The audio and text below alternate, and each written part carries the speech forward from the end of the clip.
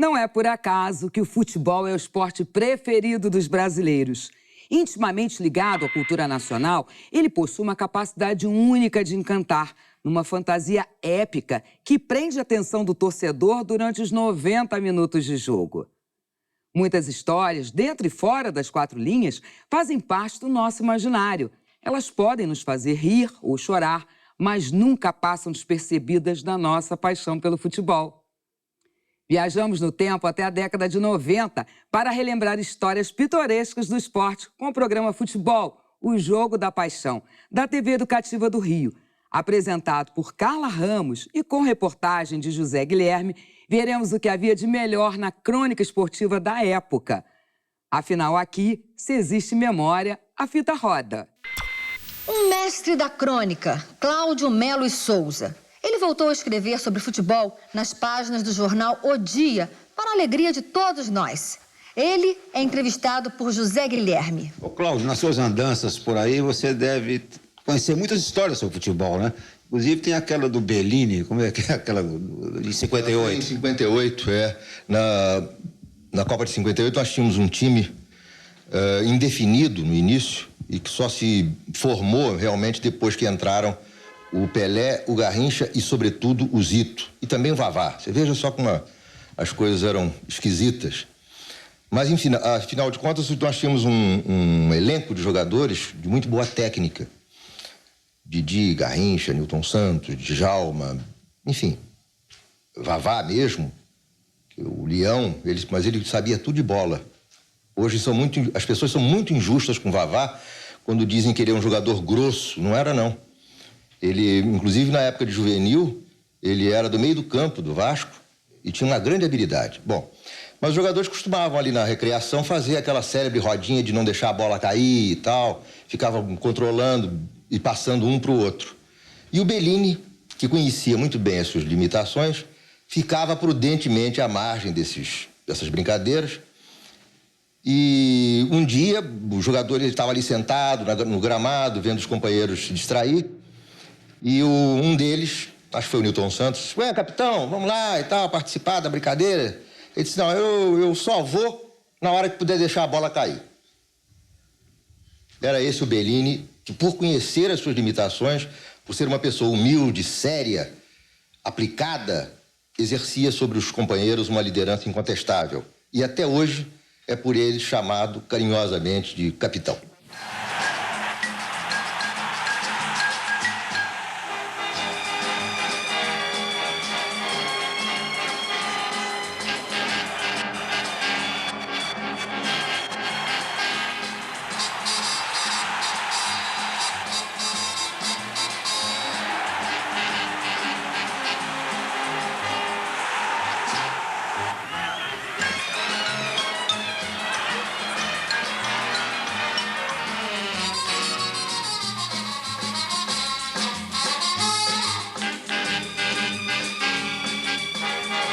Do Garrincha, você conhece alguma, Cláudio? Várias, que são até do conhecimento público, né? Porque os colunistas que viveram a época do Garrincha, os jornalistas e colunistas, eles colecionaram uma infinidade de histórias do Mané e foram todas publicadas e sabidas.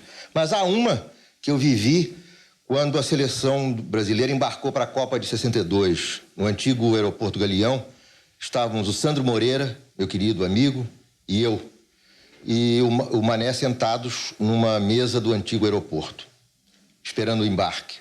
E o Mané estava especialmente sombrio nesse dia. Não era do temperamento dele. E o Sandro, que tinha mais intimidade com ele do que eu,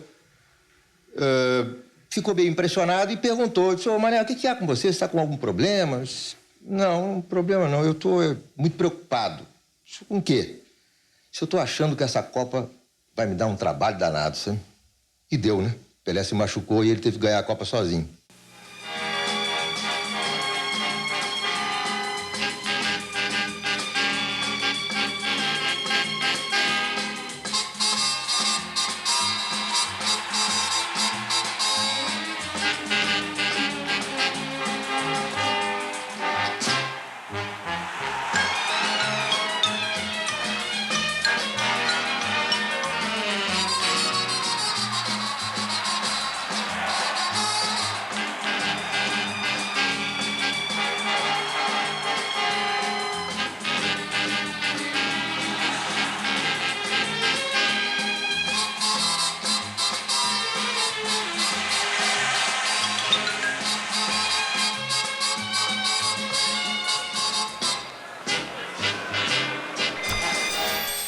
historiador do futebol e do Botafogo, que tem cadeira cativa neste programa, Roberto Porto. Roberto, sobre o Heleno de Freitas, existem várias histórias com o Heleno, hein? Ah, sem dúvida, inúmeras. Ele, com o temperamento que ele tinha, ele criou vários problemas nos clubes por onde passou. Botafogo, Vasco, Boca Juniors, América, algumas trágicas até no América. Mas uma boa deles aconteceu no Vasco logo no primeiro dia. Ele era um astro, tinha vindo do Boca Juniors, e o primeiro treino dele em São Januário foi uma loucura, o estádio praticamente lotado. E ele, inclusive, ganhou a camisa 9 e o Ademir, com muito cavalheirismo, o Ademir é uma pessoa fantástica, o Ademir foi jogar na ponta esquerda com a 11. E 45 minutos de primeiro treino coletivo, ele sai no vestiário, ele se dirige ao Flávio Costa, nervoso, e diz: seu Flávio, não volto para o segundo tempo. Por quê? Sentiu alguma contusão? Está machucado? Algum problema? Eu disse: não. Mas por que você não vai voltar? Bom, eu não volto primeiro pelo seguinte, porque o Ademir, o Ipojucan e o Danilo não me passam a bola porque não querem. Já é um fundamental. E segundo, porque o Augusto, o Jorge e os outros não me passam porque não sabem.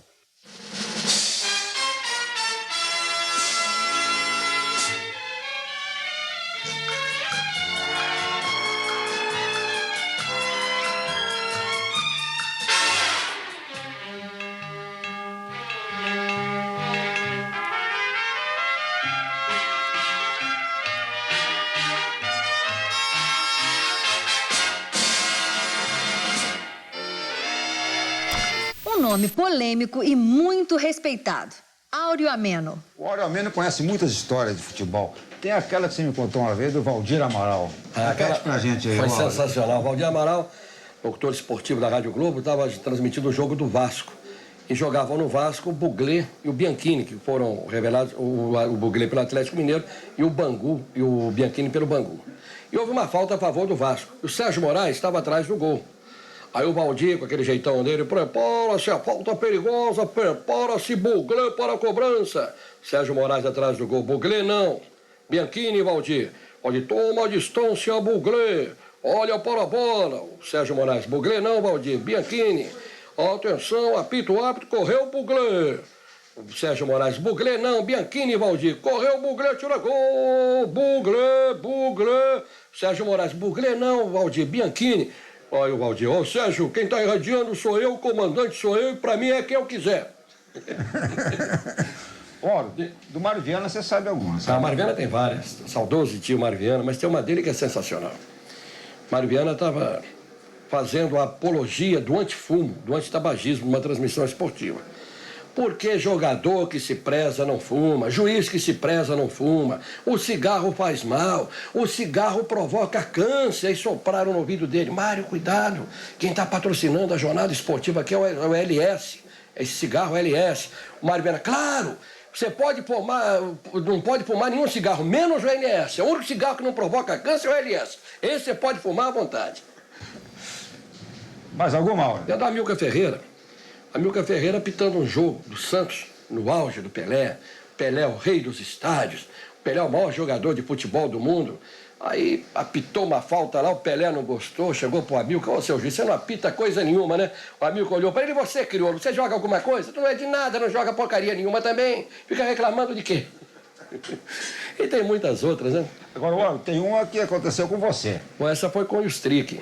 O Strick, para os que não o conheceram, cara forte, durão, terrível, todo mundo tinha medo do Strick, era valentão. Omão? Brigava muito, chamavam de Omão. E o Strick era treinador do América, o América levou do Flamengo de 7-2, eu era repórter de campo nessa época, 7-2, uma goleada violenta. Eu falei: hoje vai ter bronca no vestiário. Eu peguei um gravador e fui pro vestiário do Gandula, que ficava colado ao vestiário do América, e deixei com todo o volume gravado lá, eu deixei o gravador lá gravando. E saí de perto, fiquei por aí. Quando terminou, que os jogadores saíram e tal, etc., eu fui lá, peguei o gravador. Rapaz, foi uma meia hora de bronca, mas bronca. O Strick dizia 3 palavrões e uma palavrinha.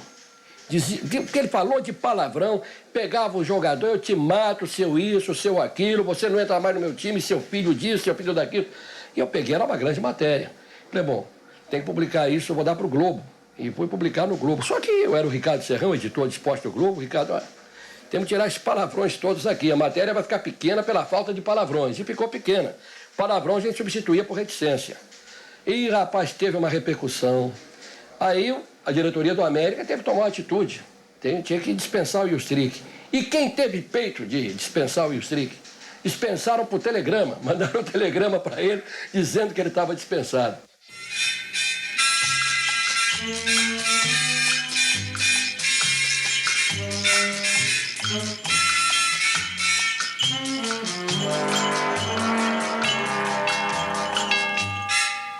Ele jogou futebol até os 43 anos de idade. Despediu-se dos estádios em 1935, depois de 26 anos de carreira.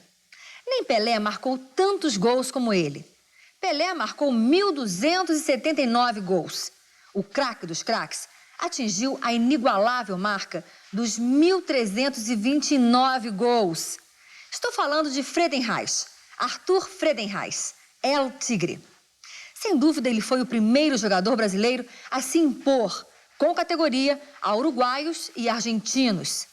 Era o começo do século, o começo do futebol. Friedenreich levou a seleção brasileira a conquistar 2 campeonatos sul-americanos, em 1919 e 22. No seu tempo, um jogador notável como ele era chamado de Scratchman. Os que viram Fred em campo disseram que ele jogava como um bailarino. Glória eterna a ele, a El Tigre.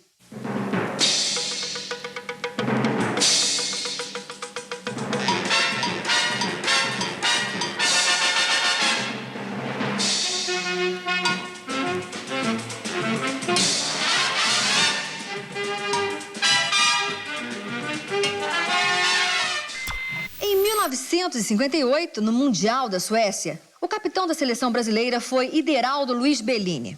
Ele levantou pela primeira vez na história a Copa do Mundo. O reserva de Bellini foi Mauro Ramos de Oliveira. 4 anos depois, no Mundial do Chile, as posições se inverteram. Mauro foi o titular e Bellini o reserva. E por quê? Segundo o técnico Aimoré Moreira, os 2 capitães brasileiros eram iguais em tudo. E na Copa de 62, Mauro estava um pouquinho melhor preparado. Os 2 notáveis capitães campeões do mundo de 58 e 62, Bellini e Mauro, eram os chamados backs de área.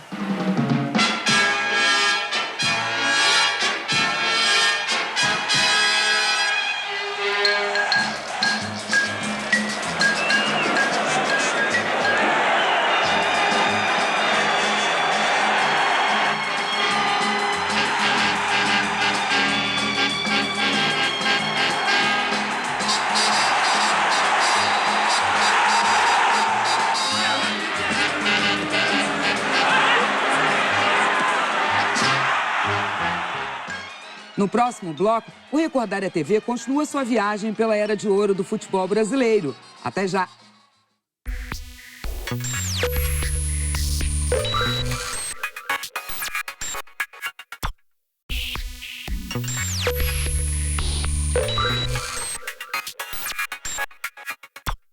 Histórias engraçadas, polêmicas e emocionantes fazem parte do folclore do futebol brasileiro. Elas extravasam os limites do campo e das arquibancadas e são capazes de tocar um país inteiro. Direto da década de 90, você está revendo o programa da série Futebol, o Jogo da Paixão, dedicado a histórias da bola. Aqui, se existe memória, a fita roda. Em 1951, o Fluminense sagrou-se campeão carioca de futebol. Um jogador destacou-se mais naquela jornada, o goleiro Castilho. Bola que ele não agarrava, batia no travessão. Logo, ele ganhava apelidos de torcedores e adversários: Leiteria e Espantalho. Castilho também serviu a seleção brasileira em 4 Copas do Mundo: 50, 54, 58 e 62. Foi, sem dúvida, uma figura maior do grande futebol brasileiro.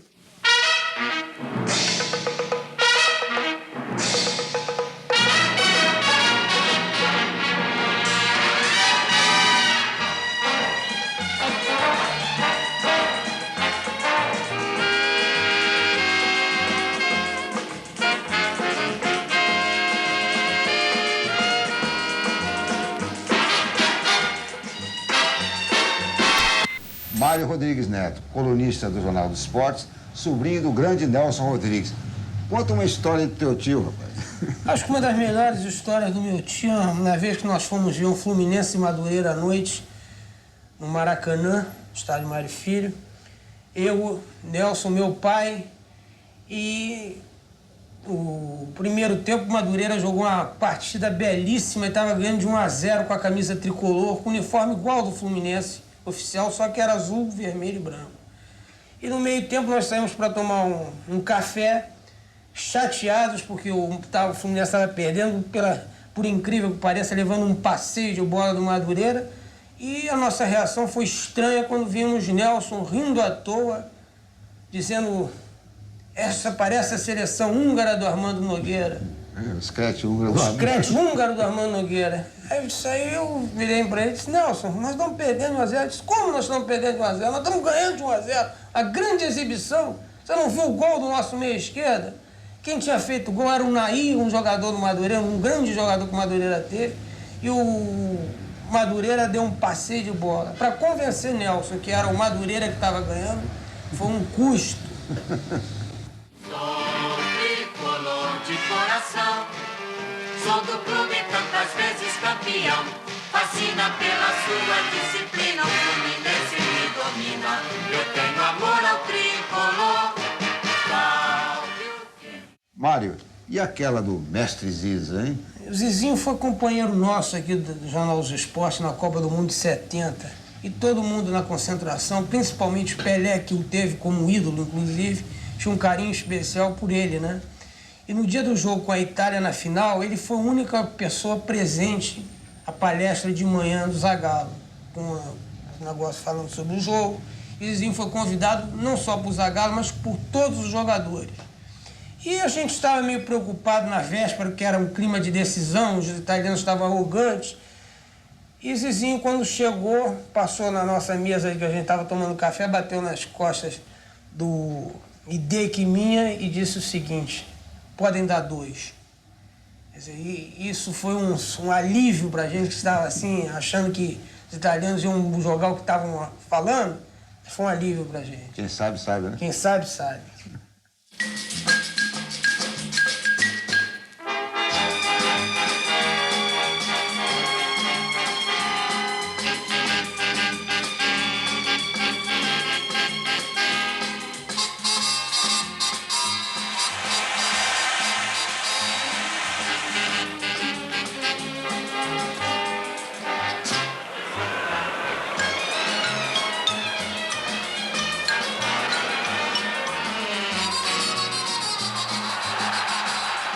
Mário, tem alguma história que tenha acontecido contigo mesmo? Tem uma história engraçada que aconteceu comigo, o Hideki Takizawa também, jornalista. Em 70 nós fomos, o Fernando Horácio, que era o editor do jornal, tinha pedido para nós fazermos a cobertura do treino da Tchecoslováquia, que era tida como uma grande sensação da Copa, que tinha vindo fez uma campanha brilhante nas eliminatórias, acabou invicta, ganhou todo mundo fácil. E tinha aquele clima de expectativa que era o primeiro jogo contra o Brasil. E quando nós chegamos lá, a arrogância deles chegou a nos impressionar. Para ele, no Brasil não existia, era só esperar a hora para ganhar e começar bem na Copa. E nós perguntávamos as coisas e depois passávamos pelos jogadores e falávamos Pelé, Pelé, mexendo e provocando. Bom, aí passou-se o jogo, nós voltamos lá pro segundo. Foi quanto jogo mesmo? O jogo foi 4-1 Brasil, com um passeio de bola no segundo tempo. E depois nós voltamos lá para fazer Cobertura lá. a cobertura e ver como é que eles tinham recebido a goleada, né? E nós tomamos um susto, que bastou a gente chegar lá, que eles olhavam assim pra gente como se fosse... Só deu tempo da gente gritar Pelé, Jairzinho e esperar pelo pior. Mas eles ficaram Eles entenderam mesmo, porque eles cansaram de provocar a gente, né?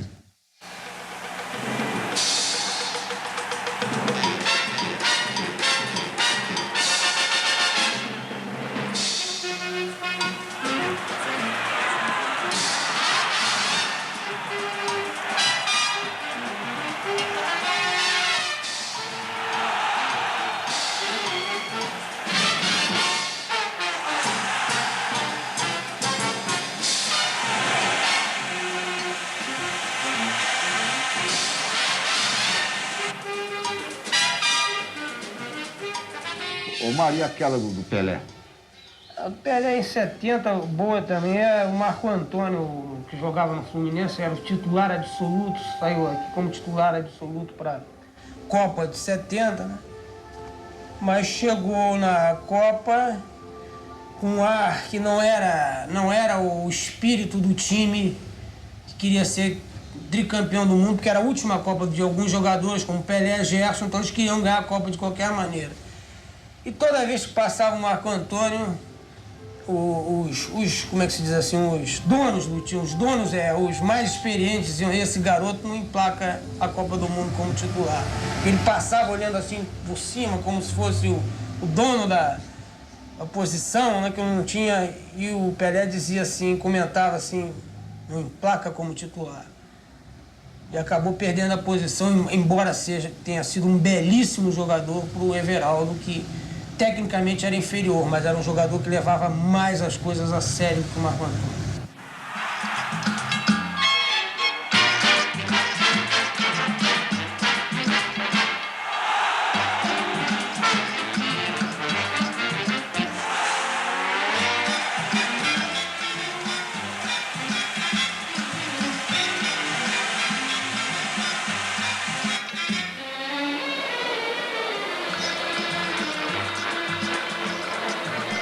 Sérgio Noronha, nas suas andanças por aí, na sua carreira esportiva, você deve conhecer algumas histórias sobre futebol. Conta uma pra gente, Sérgio. Eu vou contar uma de um grande amigo meu, de um amigo querido que se foi, chamado Oswaldo Brandão, um irmão meu. Ele em São Paulo, eu aqui, no entanto, nós éramos muito ligados. Talvez até espiritualmente, ele era muito espiritualista. E o Brandão era técnico do Palmeiras, o Palmeiras tinha o ponta-direita, o Edu, um que corria, mas corria, de uma velocidade incrível. E muitas vezes ele corria tanto que saía com bola e tudo pela linha de fundo. Aí o Brandão era um paternalista, aquele estilo, conversava com cada jogador direitinho e tal. Um dia o Brandão chamou o Edu, vem cá, vou te explicar uma coisa. Você vai correndo, não pode correr à vontade. Quando você passa, você vai de cabeça abaixo, você não levanta a cabeça. Quando você passa pela linha da grande área, você pensa que você vai ter que centrar daqui a pouco. Eu disse assim, seu Brandão, ou eu corro ou eu penso. Eu estou ao lado do jornalista Pedro Zamora, o cidadão Jocelim Brasil, autor de vários livros sobre futebol, inclusive esse aqui, ó, A Hora e a Vez de João Saldanha. Tem um outro sobre o Tim também que você escreveu, né? Tem o livro de Tostão, tem a Era Canela sobre basquete, que é um livro também muito bom que eu escrevi. E de futebol é só, né, Ivan? Agora, o livro de Tostão, a Era Canela, o João Saldanha e Tinha um Estrategista. Agora, Jocelim, esse nome, esse pseudônimo Zamora, como é que surgiu isso? Quando me deram uma caqueirada, em 1964, esses generais revolucionários aí, eu fiquei no mato sem cachorro, né? Eu não sabia fazer nada a não ser voar. De futebol. Futebol eu conhecia, porque eu, desde 8 anos de idade que eu acompanhava meu pai aos campos de futebol lá em Sobral. Então eu lia futebol, via futebol. Eu fui procurar emprego com o Mário Filho. E cheguei lá, o Reinaldo Jardim me adotou no segundo tempo. E eu comecei a escrever no jornal, e o secretário de jornal era um salarazista tremendo, português daqueles de direito, Duarte Gradeiro, conheceu, né? De nome. Duarte Gradeiro, eu comecei a escrever Jocelim Brasil, não faz o teu nome, não escreve com o teu nome. Rapaz, por que eu não posso escrever? Isso aqui é futebol, eu não posso escrever sobre política. Não, mas se arranja, disfarça, eu botei JBBB Lima. Ele disse, não dá arranjo não. Aí eu me lembrei, eu tinha um colega de oficina, o paginador, o Pedro, eu me lembrei, eu sou fã do Ricardo Zamora, eu peguei e botei Pedro Zamora. Aí agradou-se, aí eu fiquei colaborando no jornal. Que até foi um goleiro, né? Hein? Zamora foi um goleiro. Ricardo Zamora foi o primeiro goleiro que se atreveu a sair dos paus. Os goleiros ficavam estáticos dentro das 4 linhas. Eles se atiravam nos pés do jogador. Não era tão atrevido como o Yashin, como os goleiros modernos, mas ele saía da área, dentro do gol, para se atirar assim, na pequena área, nos pés de um cara que ia com a bola. E foi o goleiro que, em 1934, jogou no gol da Espanha contra o Brasil, quando nós jogamos só 2 partidas, não foi? E jogamos com a Espanha. Juscelino, conta uma do tempo que você foi juiz de futebol. Uma aventura tua. Existe um certo cidadão aí que transferiu para um plano superior um fato passado num plano inferior. Ele disse que foi do Paysandu, não foi no Paysandu. Eu tinha um time de garotos, eu sempre tive mania de fazer time, eu tinha um time de garotos. E ele estava jogando, ele desafiava qualquer um para ir jogar conosco e tal. E eu referi o jogo, né? Referi o jogo que era para aprimorar a forma dos garotos. Aí um belo dia, era um escanteio, né? E aí, cobraram o escanteio, a bola veio na minha cabeça, rapaz, juro, ela veio na minha cabeça. Eu só fiz pum, ela entrou. O meu time ganhou. Aí os adversários reclamaram, juiz é ponto neutro. A bola bateu, entrou, é gol do garoto. E ele vai e transfere, meu amigo transferiu isso para Remy Paysandu, não. Lá em vez da rádio, hoje, depois do jogo, tem aquela mesa redonda da Rádio Globo, né? A mesa redonda era na casa do Coelho Neto. Acabava o jogo, ele morava ali perto do Campo Fluminense, o pessoal ia para casa dele discutir futebol. Me contou o Solon Ribeiro que o futebol brasileiro afrescalhou. O futebol é um jogo violento, sempre foi violento na Itália, na Irlanda, na França, um jogo violento. E que naquelas reuniões, naquelas serestas depois dos jogos de futebol, a mãe dos jogadores lá, a senhora do Coelho Neto, vocês precisam dar um jeito. Esse negócio de pancada, de brutalidade é para os ingleses. Nós não, nossos filhinhos chegam em casa sempre machucados. E o jogo foi afrescalhando. O jogo brasileiro foi proibindo a entrada, a disputa de bola. Ainda tem juiz hoje. Eu vi uma partida agora, o sujeito encostou o pé no outro. Tem mais coxa que o outro, leva o outro, vai com a bola, não é falta, é o tackle, é o famoso tackle. E eles foram acabando com isso, que tanto que o futebol veio com uma série de pênaltis marcados, de falta marcada, que não era falta, era jogada legítima. Até que o Armando Marques apareceu, né, e começou a botar o futebol no verdadeiro lugar, a marcar de acordo com a lei. Porque qualquer esbarrãozinho, alguma vez no jogo do Flamengo, Antônio Viúve, Flamengo e América, o Canário jogava no América. O Canário entrou na área do Flamengo, o rapaz do Flamengo se antecipou e jogou a bola para escanteio. O Canário bateu na coxa dele, caiu, o Viúve deu pênalti. Nunca foi pênalti. Então, o futebol se adulterou por causa dessa coisa. O futebol se adulterou porque os juízes começaram a abrandar a pedido das mães nesses serões na casa de Coelho Neto.